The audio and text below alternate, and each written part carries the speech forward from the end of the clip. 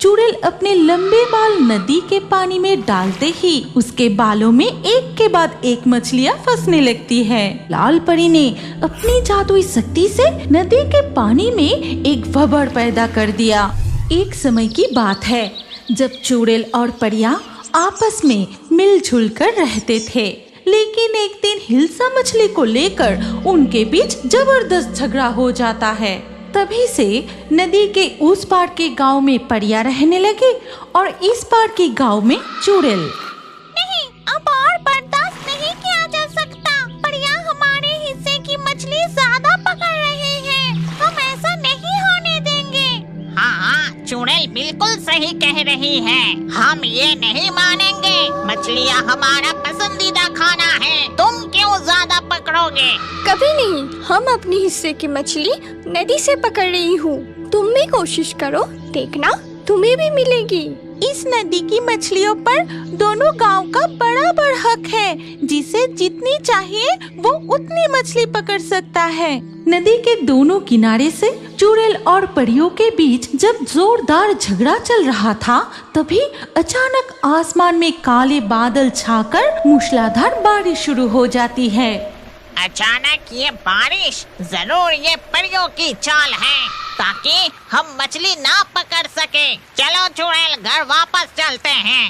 हर बात का इल्जाम हम पर ही क्यों? नाच ना जाने अंगन टेढ़ा।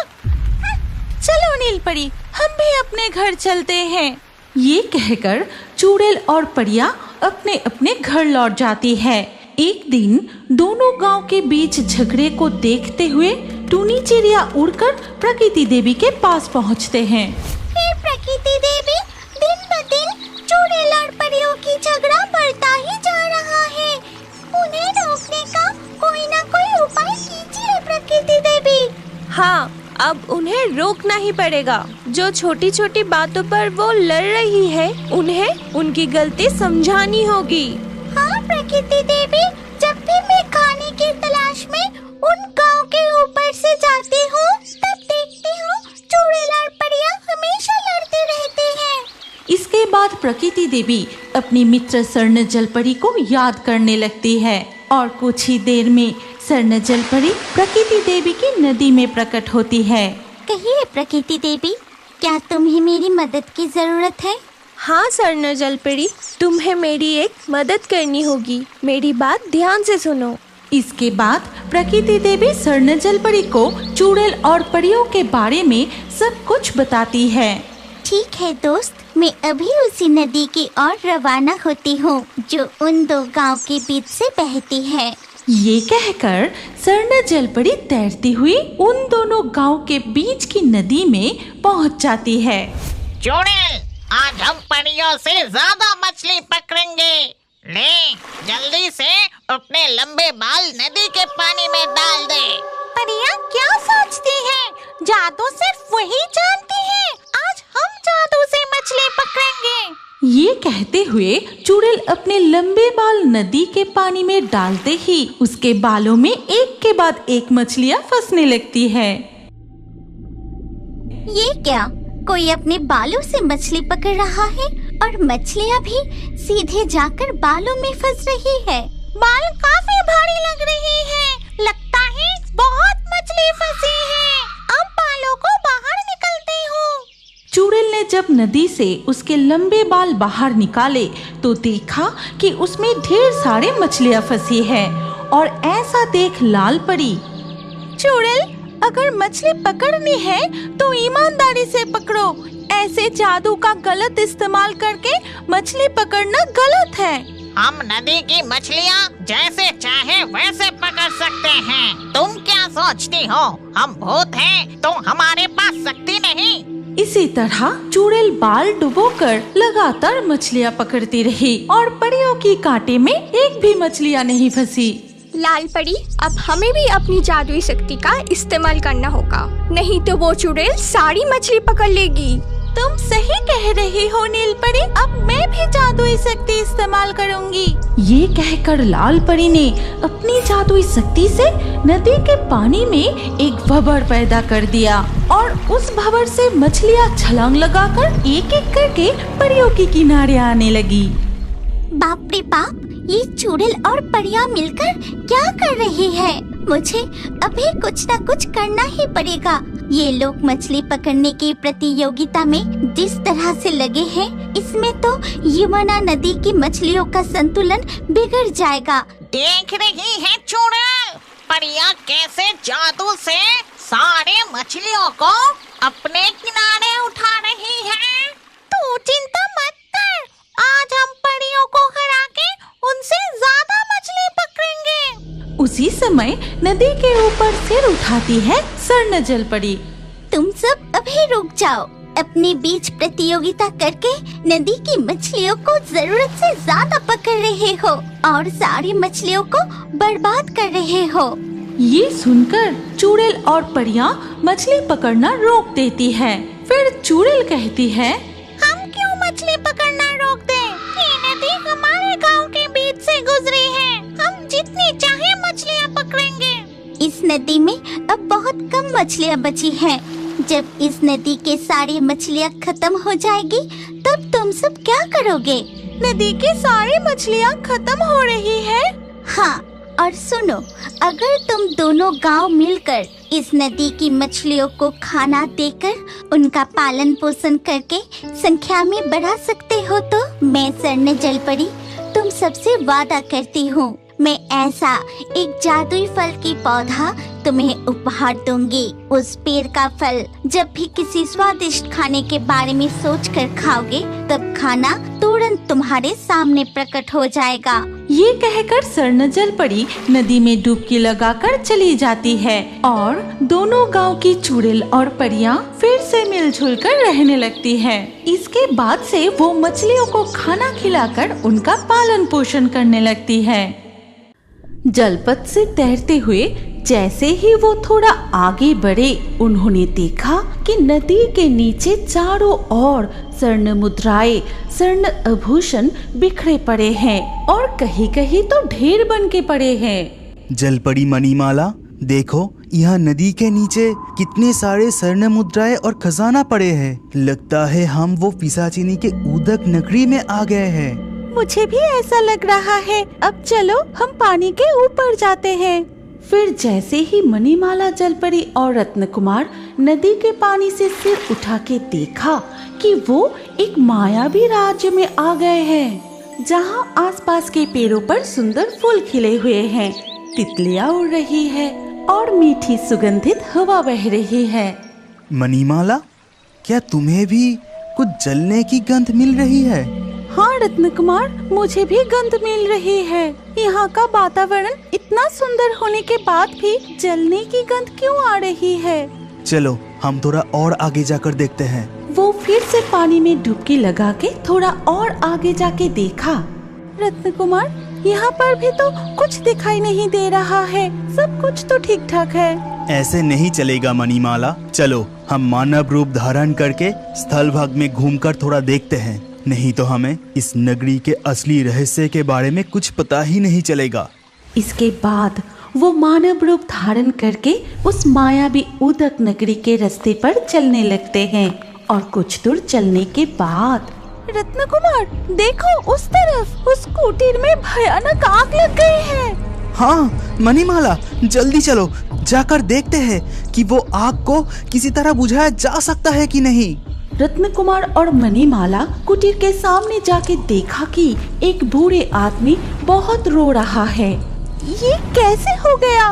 ये कुटीर क्या आपका है? कुटीर में आग कैसे लगी? कौन हो तुम लोग?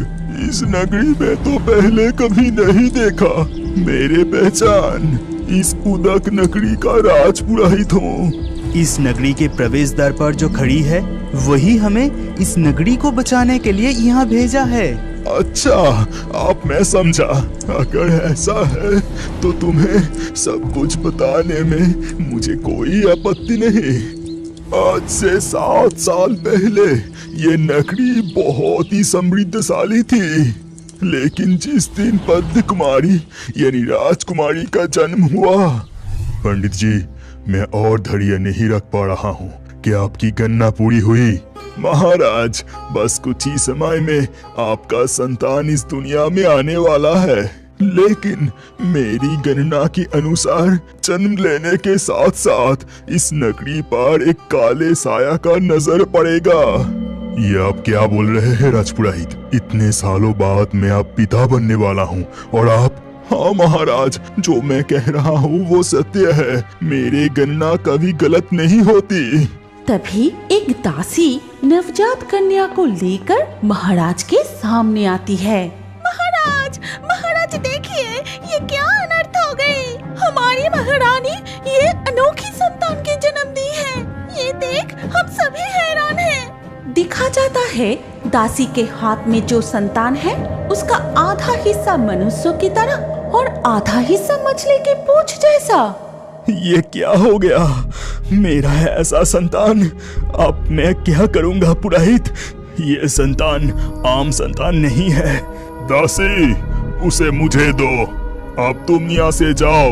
दासी उस संतान को राजपुरोहित की गोद में दे देती है। फिर वो वहाँ से चली जाती है। महाराज, कुछ अनर्थ होने वाला है, इसका भविष्यवाणी तो मैंने की थी, लेकिन महारानी के गर्भ से ऐसी संतान का जन्म होगा ये मैंने भी नहीं सोचा था। महाराज, इसे त्याग करने में ही भलाई है। नहीं, कभी नहीं। मेरा संतान उदक नगरी की राजकुमारी है। मेरे महल के पीछे मैं अपनी कन्या पद्म कुमारी को छुपा के रखूंगा और ये बात पूरी तरह से गुप्त रहनी चाहिए। इस महल के बाहर किसी को भी पता नहीं चलना चाहिए और इसका जिम्मेदारी मैं आपको देता हूँ राजपुरोहित। इसके बाद धीरे धीरे कमल कुमारी राजा की कमल की तालाब में बड़ी होने लगती है और इस तरह सालों बीत जाता है। पिताजी, आप आ गए। मैं कब से आपका इंतजार कर रही थी। हाँ बेटी कोमल, मैं जानता हूँ कि तुम मेरा इंतजार करती हो, लेकिन छिपकर यहाँ आना पड़ता है, इसलिए थोड़ी देर हो जाती है। पिताजी, आज राज्य का हालचाल क्या है और राजकन्या सब ठीक ठाक से चल रहा है ना? हाँ बेटी, तुम्हारे जन्म के बाद से ये राज्य और भी समृद्धशाली बन गया, फिर भी मेरा दुख खत्म नहीं होता। तुम इस राज्य के लिए इतनी चिंता करती हो, फिर भी तुम्हारे असली परिचय किसी को बता नहीं सकता। अच्छा पिताजी, माँ को क्या अब भी मेरे बारे में कुछ पता नहीं है? मुझे उनकी बहुत याद आती है। तुम्हें तो सब कुछ पता ही है बेटी, तुम अब बड़ी हो गई हो, फिर भी तुम कभी कभी ऐसे सवाल करती हो जिनका उत्तर मैं नहीं दे पाता। बेटी पद्म कुमारी, आप मुझे जाना होगा, तुम आराम करो। महाराज, उस दिन मेरे कोई बात नहीं मानी। उन्होंने पद्म कुमारी को महल के पीछे एक तालाब में छुपा के रखा। फिर ऐसे ही दिन बीतता रहा। जिस दिन पद्म कुमारी की उम्र 7 साल हुई, उस दिन सुबह अचानक राजा विप्रकांत, राजा विप्रकांत, अभी तू मेरे सामने आ। कौन हो तुम? ऐसे चिल्ला क्यों रही हो और तुम मुझसे क्या चाहती हो? मैं तंत्र साधिका नरकी हूँ। राज रानी की गर्भ से जो अनोखी संतान की जन्म हुई है उसे मुझे दे दे, फिर मैं यहाँ से चली जाऊंगी। ये सब क्या बकवास है? मेरी संतान अनोखी मतलब? वो पूरी तरह से हमारे जैसा ही है और मैं अपनी संतान को तुम्हें क्यों दूं? चली जाओ, यहाँ से तुम चली जाओ। उसे तुरंत मेरे हाथों में सौंप दे। बता, उसे कहाँ छुपा के रखा है, नहीं तो इसका अंजाम अच्छा नहीं होगा। तुम्हारी हिम्मत कैसे हुई मेरे महल में आकर मुझे धमकाने की? सिपाहियों, इस तंत्र साधिका को महल से अभी बाहर निकाल दो। उस दिन सिपाहियों ने उस तंत्र साधिका को महल से निकाल दिया था। फिर वो तंत्र साधिका गुस्से में उसकी गुफा में लौट जाती है। वो गुफा के अंदर आग जला के साधना करने लगी। फिर उस यज्ञ की अग्नि में आहुति देते ही आग से जन्म हुआ विशालाकार भयंकर अग्निकुंभ ड्रैगन का। वो राजा मुझे अपमान करके राजमहल से जबरदस्ती मुझे बाहर निकल दिया। उसका बदला मैं जरूर लूंगी। अग्निकुंभ, तू जा और उस अहंकारी राजा के सब कुछ जला के राख कर दे। फिर राजा की उस अनोखी कन्या को उठा के ला। जो हुकुम न रखी, मैं तुम्हें निराश नहीं करूंगा। ये कहकर अग्निकुंभ ड्रैगन गुफा से निकलकर उड़ते हुए राजमहल के पास पहुंचने के बाद वो अपनी मुंह से आग निकलकर महल को जलाने लगता है और देखते ही देखते पूरे महल में आग फैल जाती है। इस आग की वजह से राजा की मृत्यु हो जाती है और ऐसी भयानक आग को देखकर कमल कुमारी चीख उठती है। आग आग कैसे लग गई? पूरा महल तो जल रही है। नहीं नहीं नहीं, पिताजी, माताजी। कमल कुमारी की चीख सुनकर अग्निकुंभ ड्रैगन की नजर उस तालाब पर पड़ती है। मुझे मिल गया, ये लड़की जरूर राजा की वो अनोखी बेटी है। नरकी यही लड़की को बंदी बना के ले जाने को कहा। तुरंत ही अग्निकुंभ ड्रैगन कमल कुमारी को पैर से उठाए गुफा में ले जाता है। ये लो नरकी, राजा की वो अनोखी बेटी। राजा ने इसे कमल की तालाब में छुपा कर रखा था, लेकिन फिर भी वो मेरे नजरों से नहीं बचा पाए। वो मिल गया, उसे ढूंढ लिया। अब राजा क्या करेगा? कैसे बचाएगा अपनी बेटी को? आज से ये लड़की मेरी साधना का उपचारी बनेगी। राजा तो अब इसे नहीं बचा पाएगा, क्योंकि मैं राजा को मार डाला। तू तो बहुत अच्छा काम किया अग्निकुंभ। जाकर उसे गुफा के सामने उस जलाशय में छोड़ दे। तब से पंथ कुमारी उस तंत्र साधिका के कब्जे में है और अग्निकुंभ ड्रैगन इस उदक नगरी में आतंक मचा के रखा है। हर दिन वो किसी न किसी का घर जला रहा है। समझी, लेकिन रानी माँ, उनका क्या हुआ? क्या उन्हें कमल कुमारी के बारे में पता चला था? हाँ, रानी माँ को उसकी बेटी के बारे में पता चल गया था, इसीलिए ही तो वो आज। इसके बाद राजपुरोहित मणिमाला, जलपरी और रत्नकुमार को रानी माँ के रहस्य के बारे में बताने लगते हैं। कैसे रानी माँ का पिशाचिनी जैसी दशा हुई और क्यों वो आज भी उस गुफा के दरवाजे पर पहरा दे रही है, यही उन्हें बताने लगे। आज के लाकी ड्रॉ में चुने गए सर्वश्रेष्ठ कमेंट्स और दर्शकों के नाम हैं प्रीति, तन्वी, जयती, पुष्पा, कुसुम, पंकज, जीमल, जीसन, राजदीप, प्रीति, जुबेर, शांति, कुहू, सुनीता, सागर। आपका नाम और सबसे बेहतरीन कमेंट्स भी अगले वीडियो में हो सकते हैं। इसीलिए अभी हमारे चैनल जलपरी कार्टून को सब्सक्राइब करें और स्क्रीन के ऊपर आए इस वीडियो को क्लिक करके अगला वीडियो जरूर देखिए। अपना नाम अगले वीडियो के कमेंट में जरूर लिखिए। सोच क्या रहे हो, जल्दी क्लिक करके वीडियो को देखिए।